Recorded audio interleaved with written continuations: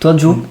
Toi, supporter de Marseille. Moi, supporter de l'OM. Donc, qu'est-ce que tu en penses? Alors déjà, pour rebondir sur ce que Pascal a dit, je vais aller un peu encore même plus loin sur ce qu'il faisait à la Juve, parce que c'était encore plus qu'un 4, c'était déjà le vice-capitaine. Oui. Donc déjà, quand c'était pas Danilo, c'était lui le capitaine. C'est ça.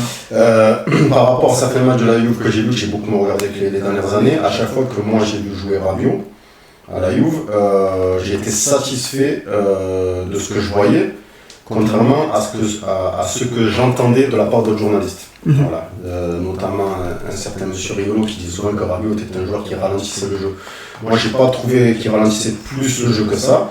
Maintenant, il faut aussi voir qu'il avait comme coach Allegri et que c'était peut-être aussi le système d'Allegri qui fait que Rabiot avait peut-être un peu plus de mal à se projeter vers l'avant, comme à l'époque de ses débuts d'année parisienne, ou aussi quand l'année où il a été prêté au TFC. L'année où il a été prêté au TFC, où c'était le meilleur joueur. Ah oui, totalement, il était énorme. Et voilà, et sinon, moi, après son arrivée à l'OM, par rapport à tout ce qui se dit, tout ce que j'entends, alors déjà, comme toi, je ne l'ai pas vu venir, Axel.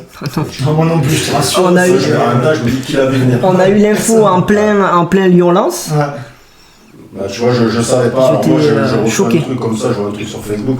Si tu veux, tu me connais assez pour te dire que moi, j'aime pas tant que j'ai pas vu le joueur présenté à la presse avec le maillot. Normal, toutes ces spéculations autour des transferts. Surtout dans un club comme Marseille, même si c'est déjà un peu mieux structuré qu'avant avec Longoria. Mais voilà, moi, ce que je trouve marrant sur tout ce que j'entends, c'est que tout ce qui se passe, qu'il se soit du côté de Rabiot, du côté des supporters du PSG et du côté des supporters de l'OM, moi, pour une fois, je comprends tout le monde en fait. Je comprends tout le monde. Je comprends que les Marseillais soient contents d'avoir un joueur comme Rabiot, malgré qu'il ait passé beaucoup d'années au Paris Saint-Germain. Je comprends que les Parisiens ils aient la haine que Rabiot est signé chez nous. C'est un pur produit du club en plus.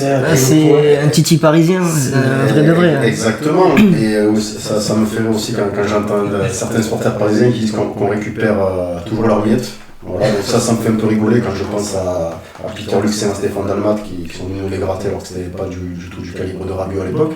Mais sinon je comprends aussi le camp Rabiot parce que voilà, comme vous l'avez dit, j'ai l'impression qu'il était bien en galère le garçon. Donc il a rétréci son salaire de je sais pas combien, mais voilà, il vient à l'OM, alors certes il ne jouera pas Ligue des Champions comme il avait pu le dire quelques temps avant, apparemment moi je ne l'avais pas entendu. Et voilà, il vient à l'OM, je pense que Benassia il a quand même dû il a dû sortir de sacrés arguments. C'est ce qu'il a clairement annoncé pendant la conférence de presse. Alors je te dis honnêtement, j'ai pas vu la conférence de presse. C'est que Benassia y est pour énormément. Voilà. Donc du coup moi j'ai pas vu la conférence de presse, mais je suis pas surpris de ce que tu me dis. Mais ce que vient de faire Benassia là, c'est clairement un coup à la Bernard Tapie. C'est prendre ce joueur qui est quand même, comme on l'a dit tout à l'heure, le statut qu'il avait à la Juve, international français, titulaire, 80% du temps titulaire sous les ordres de monsieur comme Didier Deschamps, qui a pas fait partie des joueurs les moins bons à l'Euro, qui a pas fait partie des joueurs les moins bons au Mondial.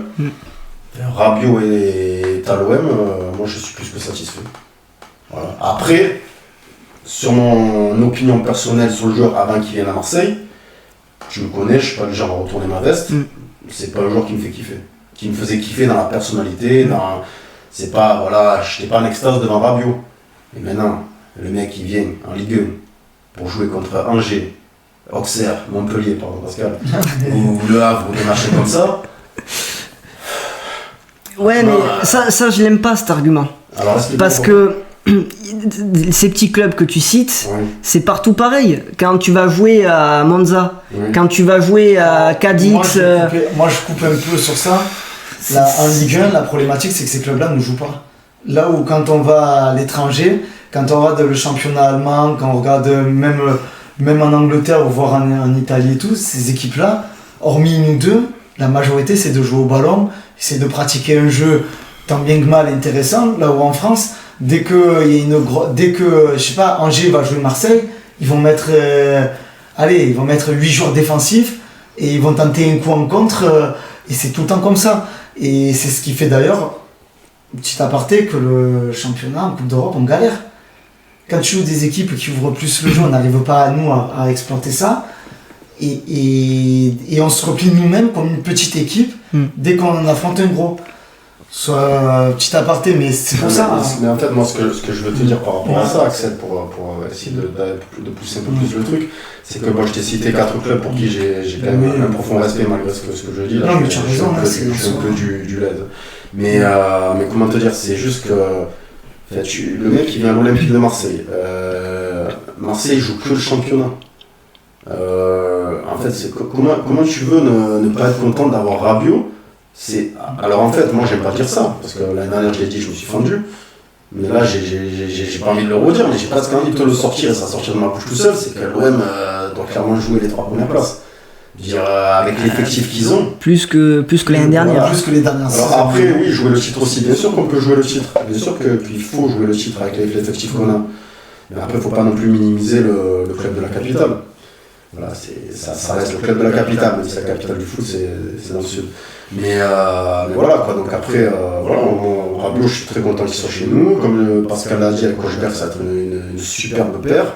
Voilà, il est sous De Zerbi, donc entraîneur offensif. Donc je repense à Laurent Blanc à l'époque. Là où il était peut-être, là où on avait tous les yeux de Rabiot, il est bon. Où il était meilleur même que dans les dernières années. Et il a moins d'expérience, mais il était sans complexe, on va dire. Oui. Et voilà, non, mais tu veux dire, t'as De Zerbi qui va le coacher, entraîneur offensif, t'as Hochberg qui sera à ses côtés, sûrement que Harit sera positionné juste devant, et et puis voilà, devant ça commence à être bien sympathique à Marseille. Franchement, Rabiot, qui l'aurait cru, et on prend. Alors après, toi, t'en penses quoi, perso, parce que, moi, je me dis qu'il y a peut-être un peu trop de joueurs. Où? Dans l'effectif. Ah ouais? Parce que t'as un effectif qui double quasiment tous tes postes. Alors c'est super, mais c'est super quand tu joues l'Europe et que tu joues tous les 4 jours. Là, pour moi, il va y avoir un problème de conditions physiques sur certains joueurs qui joueront que très peu. Parce que quand on est au milieu, tu as Ismaël Koné, tu as Højbjerg, tu as Rongier, tu as Rabiot, tu as Kondogbia, ça en fait 5 pour 2 places. Tu as Harit devant qui peut jouer 10. Koné peut jouer un cran plus haut, Rongier peut dépanner derrière. Et puis ce qu'il faut... Après, on sait qu'il y a des moments de la saison où tu vas avoir des joueurs en baisse de forme, il y a des blessés. Ça, on sait, avec des trêves internationales qui sont de plus en plus présentes. Ouais, bien sûr. Je pense que, justement, pour lancer le projet, le jeu de De Zerbi aussi est très prenant physiquement. Il en demande quand même pas mal. C'est pas plus mal que sur des matchs plus abordables d'avoir un effectif plus renforcé pour bien travailler justement ce jeu-là sans Coupe d'Europe, sans la pression de la Coupe d'Europe, pour qu'après on en ait, comme il disait Longoria au Benassia, on en ait 2. T'arrives, tes joueurs ils sont imprégnés de ce jeu. Ils connaissent l'intensité physique de ce que demande De Zerbi. Ils connaissent leur rôle aussi.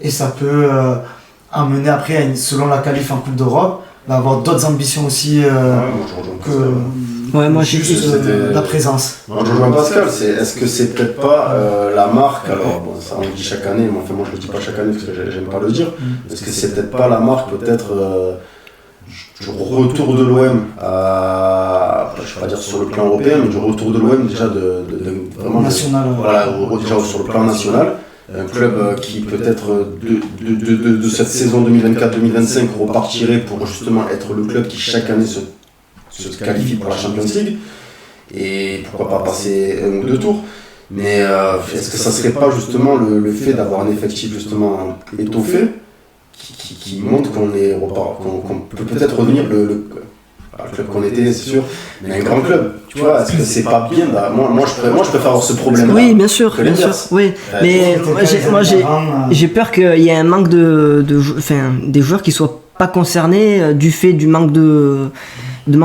minutes. C'est simplement ça, moi, qui me fait un peu peur dans le recrutement, parce que en fait, ils ont recruté énormément. C'est à certains postes, parce que on parle d'Harit et Koné qui peuvent jouer 10 ou qui joueront 10, mais il y a aussi Carboni. Ouais, moi j'ai peur que ça fasse un peu bouchon. Après bon. Ça, ils le verront au sein de l'effectif, au sein du groupe, tout ça. Ouais, Après, bien sûr. Peut-être qu'il y en a qui partiront peut-être au mercato, on ne sait pas, ou un prêt, ou je sais pas. On sait qu'Harit n'était pas forcément le choix numéro 1 de Deserbi en début de saison. Ouais, ça, mais, c'est dit. Je pense qu'il a bien prouvé. Enfin, là, sur ses 4 premiers matchs, il a été quand même assez bon, assez impactant, parce qu'il est quoi, il est meilleur passeur du championnat, il a 3 passes. Ah bah, meilleur passeur du championnat, tu me l'apprends, même moi je ne savais pas. Mais, Je crois, s'il n'est pas à 3, il est à 2. Ouais, il est dans l'ordre du tableau. Après, moi, ce que je veux voir avec Amin Harit, c'est de la régularité. Voilà. Ouais, c'est son souci. Je suis très content quand il est bon comme il est depuis le début, et j'espère que ça va continuer. Je veux pas qu'il ait encore un creux de 1 ou 2 mois où ça devient il a fait match moyen, il a fait match moyen. C'est là, là, je suis d'accord avec vous là. Oui, bien sûr. C'est avec des internationaux, parce qu'on est international et Carboni, pareil, a gratté quelques sélections. Est-ce qu'il va retrouver la sélection étant donné qu'il ne jouera pas beaucoup? Parce que moi je le vois pas jouer, ou très peu. Carboni. Moi je comprends en aucun cas l'utilité de ce joueur dans l'effectif de Marseille. En aucun cas. Parce que il a joué sa première saison professionnelle l'année dernière. À Monza, après, si je ne dis pas de bêtises, je crois que c'est saison pleine, hein. On va parler saison pleine. Donc c'est un tout début de carrière. Moi ça me fait peur. Le prix il est à 36 millions avec l'option d'achat. Sauf que ils l'ont prolongé juste avant qu'il signe à l'OM pour lui dire nous on te signe, on a quand même envie que tu restes. Je vois mal Marseille mettre 36 millions sur lui au vu de. Pour moi ça me paraît impossible. Il y a tellement de choses qui vont contre le fait que. Contre lui. Pour moi déjà il va pas jouer beaucoup. Et cette option, mais même si Marseille prend l'option, ils ont une clause de rachat l'Inter. Oui, donc vraiment l'Inter l'ont lâché, mais à contre-cœur. Je le vois comme ça, tu vois. Carboni, je pense que c'est la marque des Herbiers, un peu comme il a fait à Brighton avec Facundo Bonanote, avec Enciso aussi, le Paraguayen. C'est des joueurs sud-américains qui prennent à des prix quand même assez chers et que justement ils prennent leur temps aussi. Il a toujours pris le temps un peu de les mettre dans le bain tranquillement et après il les a lancés et ils ont été efficaces.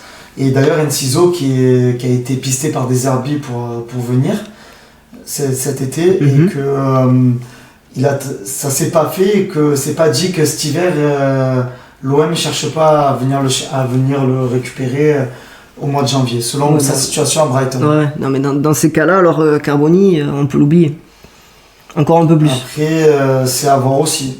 Je pense que la saison est longue, on est au début et je pense qu'un mec comme il disait Joe, un mec comme Harit il est pas efficace devant mine de rien. C'est pas un mec qui pour une 10 capable de marquer des buts, là au Carboni peut-être peut l'être un peu plus. Ouais, il est plus dans un autre registre, il peut jouer plus haut. Voilà, il peut jouer un peu plus haut. Donc ça dépend après le jeu que veut faire des Herbiers. Et je pense que d'avoir ce profil-là, pour moi, je pense que c'est important. Ce qui est bien, c'est que c'est un autre profil. C'est pas un doublon. Je vais rajouter un petit truc, alors déjà, je vais pas non plus prendre trop de temps, mais ouais, pour Didier Roustan, effectivement, c'est quelqu'un qui a marqué le football, comme tu as pu voir dans la vidéo que j'ai fait. Et Parlons football sur YouTube. Voilà, allez-y, regardez les vidéos. Et Didier Roustan, ça a été un des meilleurs commentateurs du commentaire sportif en France, et du foot, du journalisme, par rapport à les mises en scène qu'il faisait. Ça aurait pu être un très grand réalisateur de cinéma. Voilà, après ce que je voulais dire par rapport à Didier Roustan, c'est pour ça que je t'ai coupé, c'est qu'il a été surtout très présent dans le foot des années 90. Et je me sers de ça pour rebondir sur une autre personnalité du football qui nous a quitté aujourd'hui, une très grosse personnalité du football italien, qui est Toto Schilacci. Voilà, donc moi je voulais aussi une pensée pour Toto Schilacci parce qu'il a marqué mon enfance. Il a été meilleur buteur de la Coupe du Monde en 90, la première que j'ai regardée. Et si tu veux, Toto Schilacci, il a marqué cette Coupe du Monde parce qu'il n'était pas du tout attendu. Voilà, moi je fais un peu le topo parce que ça marque beaucoup les Italiens, ce qui se passe aujourd'hui avec ce joueur-là. Et Toto Schilacci, en fait, c'était un joueur un peu comme Rames Rodriguez en 2014, où il n'était pas entendu, où on attendait Falcao. Et là, on attendait beaucoup d'autres joueurs dans l'équipe italienne 90, et c'est Toto Schilacci qui arrivait nulle part comme un remplaçant. Son équipe de Messine venait juste de monter de Série B en Série A. Excuse-moi, il était en série B, il a été meilleur buteur en série B, et puis il a joué après avec la Juve, où Il était à la Juve, voilà, où il a marqué beaucoup de buts. Et ainsi à l'Inter de Milan, où ça s'est un peu moins passé. En 90, c'était inattendu. C'était le mec, je sais pas te dire, comme si c'était le dernier attaquant de l'effectif. Ouais, bien sûr. Randall Colomwani un peu qui surgit Même encore mieux, pire, parce qu'il était vraiment pas attendu. Et en fait, il a eu sa chance, parce que je sais plus s'il est blessé ou un remplacement, je sais plus. Et puis il a fini meilleur buteur du mondial. Voilà, donc avoir une pensée pour lui, parce Oui, qu'il a aussi, en France. Voilà. Donc Didier Roustan, bien évidemment, nous français, et puis Toto Schillaci. Je m'excuse, je peux y aller. Il n'y a pas de souci, il n'y a pas de souci.